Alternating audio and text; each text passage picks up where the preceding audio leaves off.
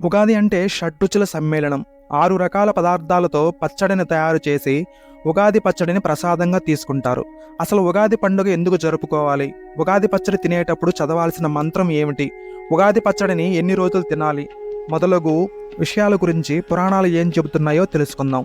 ఉగాది అంటే తెలుగు నూతన సంవత్సరంగా మాత్రమే తెలిసిన నేటి తరానికి ఆ పండుగ వెనుక ఉన్న అసలు కథను తెలుసుకోవాల్సిన అవసరం ఎంతో ఉంది. హిందూ పురాణాల ప్రకారం చైత్ర శుద్ధ పాడ్యం రోజు బ్రహ్మ సృష్టిని ప్రారంభించాడు. అలాగే మత్స్యావతారం ధరించిన విష్ణువు వేదాలను తస్కరించిన సోమకుడు అనే రాక్షసుడిని సంహరించి వేదాలను తిరిగి బ్రహ్మకు అప్పగించిన సందర్భంగా ఉగాది ఆచరణలోకి వచ్చిందని కూడా అంటారు. అన్ని ఋతువుల్లో ఎంతో ఆహ్లాదకరమైన వసంత ఋతువు మొదలయ్యే రోజు కనుక కొత్త జీవితం నాందికి గుర్తుగా ఉగాది పండుగను చేసుకుంటారు. ఉగాది పచ్చడి ఈ పండుగకు మాత్రమే ప్రత్యేకమైన పదార్థం. షడ్రుచుల మేళవింపు, తీపి, పులుపు, కారం, ఉప్పు, వగరు, చేదు అనే 6 రుచులు కలిసిన ఉగాది పచ్చడిని ఉగాది రోజున విధిగా తీసుకోవాలి. సంవత్సరమంతా ఎదురయ్యే మంచి చెడులను, కష్ట సుఖాలను సంయమనంతో స్వీకరించాలన్న సందేశాన్ని ఈ ఉగాది పచ్చడి ఇస్తుంది. ఈ పచ్చడి కొరకు చెరుకు, అరటిపళ్ళు, మామిడికాయలు, వేప పువ్వు, చింతపండు, జామకాయలు, బెల్లం మొదలైనవి ఉపయోగిస్తారు. ఉగాది పచ్చడిని తినేటప్పుడు పఠించవలసిన మంత్రం: స్వామష్ట శోక నరాభీష్ట మధుమాస సముద్భవ నిభామీ శోక సంతప్తాం మమ శోకం సదాకురు. ఈ పచ్చడిని ఉగాది రోజున మొదలుపెట్టి శ్రీరామనవమి వరకు ప్రతిరోజు తీసుకుంటే మంచిదని శాస్త్రాలు చెబుతున్నాయి. దీన్ని తీసుకోవడం మూలంగా ఋతువుల్లో మార్పు కారణంగా ఆరోగ్య సమస్యలు రాకుండా ఉంటాయి.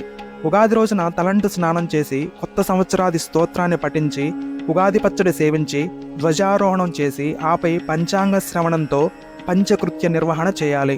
ఉగాది రోజున ప్రత్యేకంగా ఏ దేవుడికి పూజ చేయాలో ఏ గ్రంథాల్లోనూ పురాణాల్లోనూ పేర్కొన్నందున మీకు ఇష్టమైన దేవుడిని పూజించాలి. ఉగాదినే కొన్ని ప్రాంతాల్లో యుగాది అని కూడా అంటారు.